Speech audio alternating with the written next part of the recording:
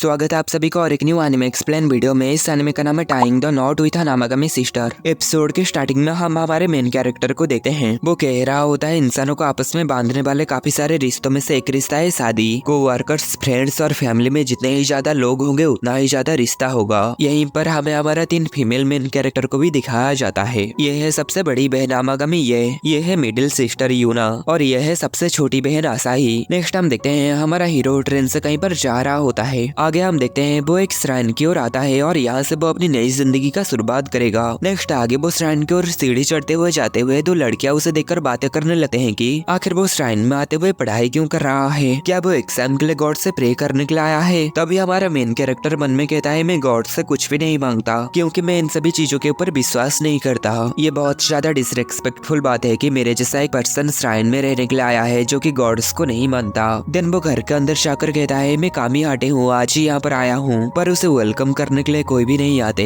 Then वो घर के अंदर जाके सोचता है मैंने सुना था कि यहाँ का प्रीस्ट काफी ज्यादा बूढ़ा है, शायद इसलिए उसे मेरी आवाज सुनाई नहीं दिया। आगे वो जब इस कमरे के पास आकर दरवाजा को खोलने वाला होता है तभी उस कमरे से उसे लड़कियों की आवाज सुनाई देता है और वो समझ जाता है कि लड़कियां अंदर कपड़े चेंज कर रहे हैं, इसलिए वो दरवाजा नहीं खोलता। लेकिन तभी वो लड़कियां दरवाजा खोल देती है। सामने इतना बड़ा बड़ा तरबूज को देखकर हमारा हीरो नीचे गिर जाता है। आगे वो तीनों लड़कियां एक लड़के को यहाँ पर देखकर काफी हैरान हो जाती हैं और हमारा हीरो उन तीनों को ऐसे देखकर उसके नाक से खून निकलने लगता है। आगे वो लड़कियां दरवाजा बंद कर देती है और ये यहाँ पर सोचता है मुझे ऐसे बिहेव करना चाहिए जैसे कि मैंने कुछ भी नहीं देखा। तभी दरवाजा खुलता है और यूना उसके ऊपर चिल्लाते हुए कहती है तुम ये उम्मीद नहीं कर सकते कि ये काम करेगा, तुम जानवर यहाँ से भागो। ऐसा कहकर वो उसके ऊपर नमक छिड़कते हुए उसे भगाने लगती है। तभी यह कहती है पर देखो तो सही, उसके नाक से खून बह रहा है, हमें पहले उसे टिश्यू देना चाहिए। आगे हमारा हीरो ये देखकर हैरान हो जाता है कि ये तीनों श्राइन मेडन्स होते हैं। आगे हमारा हीरो खुद को उनसे इंट्रोड्यूस करते हुए कहता है मैं वो कामियादे उरुयू और आज से मैं यहीं पर रहने वाला हूँ। पर यूना अभी भी काफी ज्यादा गुस्सा होती है और उसे गालियां सुना रही होती है। उरुयू इस पर कहता है आखिर मैं तुम्हें इसके लिए कितनी बार माफी मांगू, जो हुआ उसे जाने दो ना। पर यूना इस पर उसके ऊपर और भी ज्यादा भड़क जाती है और कहती है आखिर तुम्हारी हिम्मत कैसे हुई 3 होली श्राइन मेडन्स को बिना कपड़ों में देखने की। उरुयू इस पर कहता है ये सिर्फ एक एक्सीडेंट था। यूना कहती है और तुम्हें इसका दुख भी नहीं है। आगे उरुयू पूछता है वैसे प्रीस्ट कहाँ है। इस पर यह कहती है माफ करना, वो कल तक वापस नहीं आएंगे। और आगे वो उससे कहती है तुम हाई स्कूल के 2nd ईयर में हो ना, तो मैं तुम्हारी बड़ी बहन होंगी, इसलिए अगर तुम्हें किसी चीज की जरूरत हो तो तुम मुझसे कहना। तभी आशा ही ऐसे कहती है आखिर तुम अपनी बचकानी हरकत कब बंद करोगी। है आगे वो उरुयू से कहती है मैं सबसे छोटी बहन हूँ, इसलिए मैं आशा करूंगी कि तुम मुझे बिगाड़ोगे और तुम मेरे साथ अपनी छोटी बहन की तरह बिहेव कर सकते हो, ठीक है। उरुयू को ये थोड़ा सा अजीब लगता है। आशा ही इस पर कहती है आखिर इसमें गलत क्या है, हम सभी एक साथ एक फैमिली की तरह रहने वाले हैं। उरुयू इस पर कहता है पर मैं तो बाहर का आदमी हूँ। तभी ये उससे कहती है नहीं, इसे तुम अपना ही घर समझो। तभी यूना कहती है नहीं, मैं तुम्हें बिल्कुल भी फैमिली नहीं मानती, मैं शुरू से ही किसी लड़के को यहाँ पर रहने देने के खिलाफ थी। उरुयू इस पर कहता है इससे मेरा काम आसान हो जाएगा, मैं बस यहाँ पर रहने आया हूँ, ना ही किसी फैमिली का हिस्सा बनने आया हूँ। मुझे बस एक ऐसी जगह दे दो जहाँ पर मैं पढ़ाई कर सकूँ। इस पर यूना मुंह फुला के कहती है खैर अभी के लिए मैं तुम्हें एक चांस देती हूँ। दिन वो यहाँ से जाते हुए कहती है अगर तुम यहाँ पर रहने के साथ खाना भी चाहते हो तो अपनी बिहेवियर ठीक रखना। और आगे वो उसके नाम को काफी खतरनाक अंदाज में कहती है। उरुयू इस पर गुस्से में कहता है सुनकर खुशी हुई। आगे ये उरुयू को उसका कमरा दिखा रही होती है और कह रही होती है मैं तुम्हारे लिए इस कमरे को साफ की हूँ। तभी वो इस अलमीरा को खोलती है तो इसमें सामान खचाखच भरा हुआ होता है। इसे देखकर उरुयू कहता है क्या इसे साफ करना कहते हैं। आगे ये उस सामान के अंदर में से फूटोन को ढूंढने लगती है। तभी वो सामान उसके ऊपर गिरने लगता है। ये देखकर उरुयू उसे जल्दी से बचाने जाने लगता है। तभी यहाँ पर ये आवाज सुनकर जब यूना यहाँ पर आती है तो वो ये को उरुयू के ऊपर गिरा हुआ देखती है। इन दोनों को इस तरीके की पोजीशन में देखकर यूना काफी ज्यादा गुस्सा हो जाती है और आगे वो उरुयू को धो देती है। नेक्स्ट हम देखते हैं उरुयू यहाँ पर पढ़ाई कर रहा होता है। तभी आसाई उसके पास आकर कहती है तुम तो काफी मेहनत कर रहे हो नीचान। अचानक से उरुयू उसे देखकर चौंक जाता है। इस पर आसाई कहते हैं मैंने सोचा कि हमें एक दूसरे को बेहतर तरीके से जानना चाहिए, इसलिए मैं तुमसे मिलने आ गई। इस पर उरुयू कहता है दूर हो जाओ, मैं बहुत ज्यादा बिजी हूँ, इसलिए यहाँ से चले जाओ। आसाई इस पर अजीब से मुंह बनाकर कहती है क्या तुम सच में नहीं चाहते हो कि मेरी जैसे एक सुंदर लड़की तुम्हारे करीब आए, कहीं तुम्हारा टावर मुझे देखकर खड़ा तो नहीं हो गया, इसलिए तुम मुझे खुद से दूर हटने के लिए कह रहे हो। उरुयू इस पर गुस्सा हो जाता है और कहता है लोगों को इस तरीके से मत आंको। देन आसाई उरुयू के सामान को देखने लगती है और कहती है अगर तुम सच में लड़के हो तो तुम्हारे पास 1 या 2 गंदी किताब तो होगी ही। ऐसा कहकर वो उरुयू के कपड़े को बाहर निकल के फेंक रही होती है और उसमें से गंदी किताब को ढूंढ रही होती है। इसे देखकर उरुयू गुस्सा हो जाता है और कहता है ये सब करना बंद करो। देन आगे जब वो उसे रोकने के लिए जाता है तभी उसका पैर फिसल जाता है। देन वो सीधा जाकर आसाई के ऊपर गिरता है। तभी यहाँ पर ये आवाज सुनकर यूना फिर से यहाँ पर आ जाती है और वो इन दोनों को इस तरीके की पोजीशन में देखकर फिर से काफी ज्यादा गुस्सा हो जाती है। देन वो आसाई को फिर से धो देती है। देन आसाई को पढ़ाई करते हुए आधी आधी रात हो जाती है। देन वो जब अपना मुंह धोने के लिए बाथरूम की ओर जाने लगता है तभी वो देखता है इस कमरे में अभी भी लाइट चल रहा होता है। इस पर उरुयू जब यहाँ पर ये देखने के लिए आता है कि सभी लोग यहाँ पर सो गए हैं या नहीं, तो वो यहाँ पर यूना को सोते हुए देखता है। तभी यूना ठंड की वजह से छींकती है।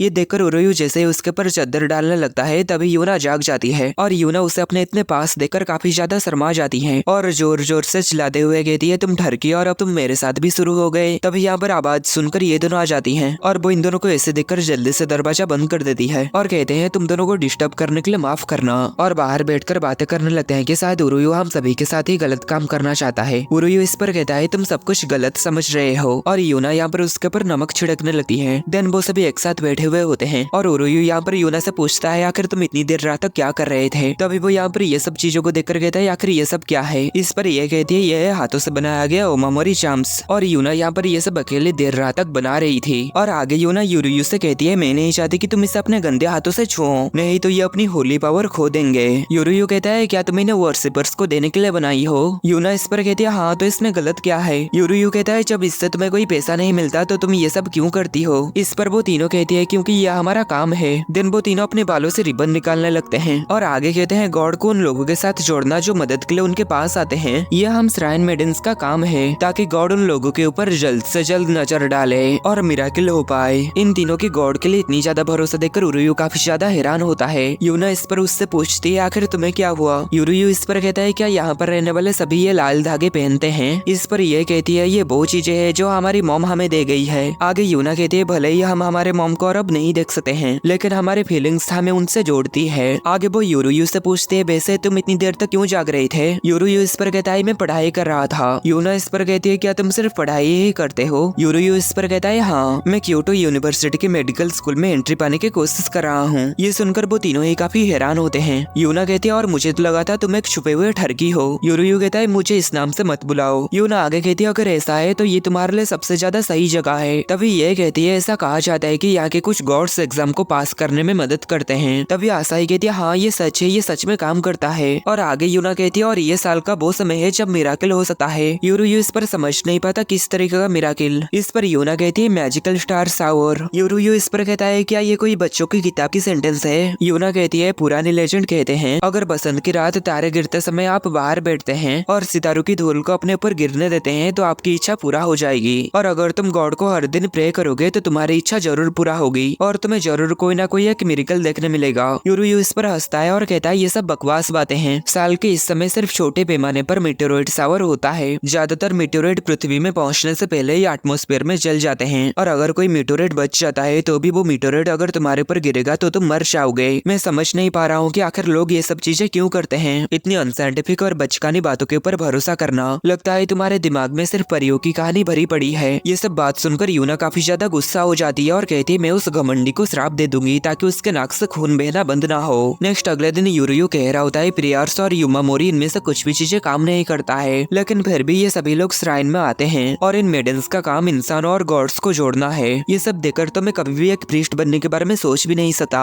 तभी वो देखता है यूना एक फॉरेन लड़की के साथ बात करने की कोशिश कर रही होती है और उसे ये यूमामोरी देने की कोशिश कर रही होती है, पर वो उसके साथ अच्छे से बात नहीं कर पा रही होती। इस पर उरुयू उस फॉरेन लड़की को इंग्लिश में समझा देता है कि वो लड़की तुम्हें ये ताबीज देना चाहती है। इस पर वो छोटी लड़की वो ताबीज को ले लेती है और काफी खुश होकर यूना को थैंक यू कहती है। आगे उस छोटी लड़की के जाने के बाद यूरुयू यूना से कहता है क्योटो में काफी सारे फॉरेन टूरिस्ट आते हैं, अगर तुम एक श्राइन मेडन बनना चाहते हो तो तुम्हें अपनी इंग्लिश को सुधारना चाहिए। इस पर यूना कहती है मैं तुम्हें खुद को पढ़ाने के लिए इंग्लिश नहीं कहूंगी। खैर मुझे लगता है इस बार तुमने मेरी मदद की, अब से मैं इंग्लिश पढ़ने में ज्यादा मेहनत करूंगी। तभी वहाँ पर जोर से हवा चलती है और एक पंछी आके यूना की रिबन को लेके जाने लगता है। तभी हमें तब का सीन दिखाया जाता है जब यूना की मॉम ने उन तीनों को ये रिबन दिए थे। आगे हम देखते हैं वो पंछी उस रिबन को लेके उड़ जाता है। आगे यूना अपने बहनों के साथ मिलकर उस रिबन को ढूंढने की काफी ज्यादा कोशिश करती है, पर उन्हें ये रिबन कहीं पर भी नहीं मिलता। आगे वो तीनों गॉड के ऊपर भरोसा करने लगते हैं कि गॉड उन्हें ये रिबन ढूंढने में मदद करेंगे। तभी उरुयू उन्हें कहता है इतनी जरूरी चीज खोने के बाद आखिर तुम इतने साथ कैसे रह सकते हो। गॉड ढूंढने में मदद करेंगे ऐसा कुछ भी नहीं होता, इसलिए कितनी भी प्रेयर कर लो तुम्हारी इच्छा पूरी नहीं होने वाली। ये गॉड या फिर कोई और नहीं है जो कि इच्छाओं को पूरा करते हैं, तुम्हें खुद ही खुद की इच्छा पूरा करना होगा। तभी यूना कहती है नहीं ऐसा नहीं है, जो गॉड को प्रे करते हैं गॉड कभी भी उन्हें अनदेखा नहीं करते हैं। दिन वो यहाँ से जाते हुए कहते हैं तुम्हें यहाँ पर आए हुए ज्यादा समय नहीं हुआ है, पर मैं समझ चुकी हूँ कि तुम यहाँ के नहीं हो। नेक्स्ट हम देखते हैं यूरुयू यहाँ पर अपने कमरे में पढ़ाई कर रहा होता है और सोच रहा होता है अगर हमारी सोच सोच अलग अलग हुई तो हमारे लिए बेहतर होगा कि हम एक दूसरे के आसपास ना रहे। नेक्स्ट यहाँ पर ये दोनों आती हैं लेकिन यूरुयु यहाँ पर नहीं होता। इस पर ये आसाई को पकड़ के रोने लगती है और कहती है गॉड ने यूरुयु को हमसे छीन लिए और कहती है मुझे नहीं लगता हम उन दोनों के बीच में चीजों को ठीक कर सकते हैं। तभी वो आसाई को कुछ ढूंढते हुए देखकर कहती है आखिर तुम क्या कर रही हो।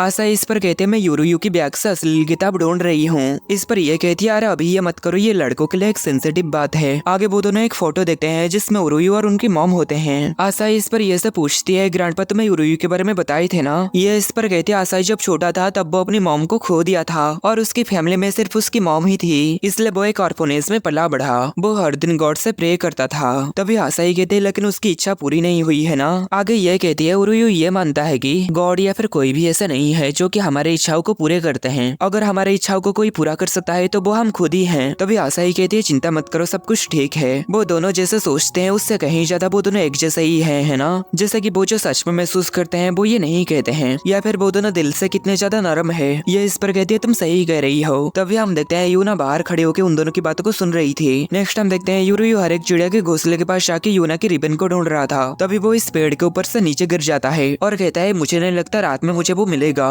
शायद मुझे सुबह होने का इंतजार करना चाहिए। तभी वो प्रेयर के बारे में सोचता है और इन तीनों की बातों को याद करने लगता है जब वो तीनों कहे थे गॉड को प्रे करने से मिराकिल होता है। नेक्स्ट हम यूना को देखते हैं जब वो श्राइन के पास देके गुजरती है तब वो देखती है यूरुयु यहाँ पर गॉड से प्रे कर रहा होता है और कह रहा होता है प्लीज उसे वो ढूंढने दे जो उसके लिए काफी ज्यादा कीमती है। ये देखकर यूना काफी ज्यादा खुश हो जाती है। दिन आगे वो भी श्राइन के पास आकर प्रार्थना करने लगती है और यूरुयु से कहती है तुम जो कह रहे हो उसे जोर से कहो, इससे गॉड्स के लिए तुम्हारी बातों को सुनना आसान हो जाता है। यूरुयु इस पर कहता है क्या तुम मेरी बातों को सुन रही थी। आगे वो यूना से कहता है माफ कर दो, मैंने जो तुम्हें क्रूर बातें कही उसके लिए मुझे दुख है। आगे यूना कहती है मुझे भी माफ कर दो। तभी यहाँ पर ये दोनों आ जाती हैं। ये उन दोनों को देखकर कहती है मुझे खुशी है कि तुम दोनों मिल गए। आगे आसाई उन दोनों को चिढ़ाते हुए कहती है देखो देखो रात के अंधेरे में दो लवर्स एक दूसरे से मिल रहे हैं। इस पर यूना उसके ऊपर गुस्सा हो जाती है। दिन आगे वो सभी साथ मिलकर घर जाते हैं खाना खाने के लिए। तभी यूरुयु कहता है लेकिन अभी भी हमें तुम्हारी रिबन नहीं मिली है। इस पर यह कहती है हम सभी बाद में इसे ढूंढेंगे। तभी यूना कहती है हम गॉड से हमारी इच्छाओं को कह चुके हैं, अगर कोई मिराकिल होता है तो हमें वो जरूर मिल जाएगा। तभी वहाँ पर हवा चलने लगती है, चेरी ब्लॉसम चमकने लगते हैं और वहाँ पर बहुत सारे टूटते तारे दिखाई देने लगते हैं। यूरुयु ये देखकर काफी ज्यादा हैरान होता है और कहता है ये तो मैजिक स्टार शावर है। वो सभी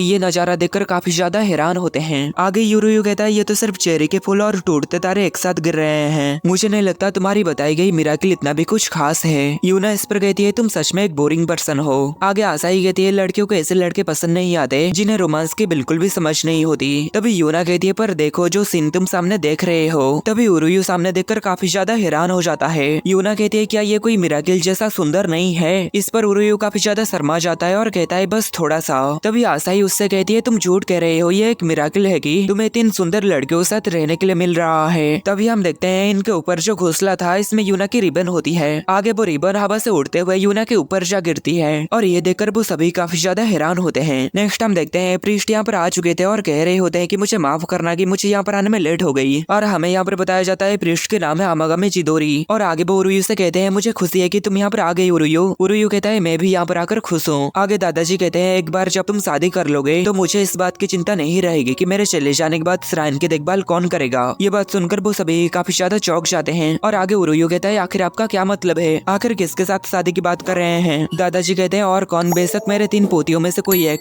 इस पर वो काफी ज्यादा हैरान होता है और जोर से चिल्लाता है और इतने में ये एपिसोड खत्म हो जाता है।